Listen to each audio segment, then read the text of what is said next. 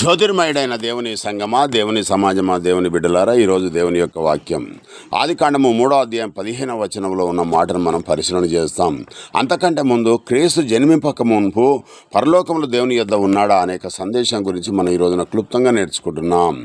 నీ సంతానమునకును ఆమె సంతానమునకు వైరం కలగజేసిదను, నీవు దాన్ని పాదం వెనుక భాగంలో కొడతావు అని అక్కడ మనకు ప్రవచనం ఉంది. ఆ ప్రవచనం నెరవేర్పే యేసుక్రీస్తు ప్రభు.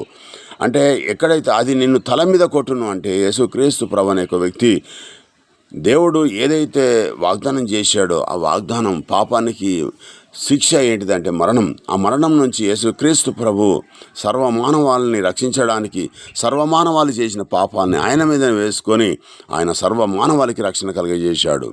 మరి ఆ వాగ్దానం చేసినప్పుడు యేసుక్రీస్తు ప్రభు పరలోకంలో కానీ భూమి మీద కానీ ఎక్కడ కానీ లేడు కదా, అది రాబోయే ప్రవచనం కదా. ఆ మాటను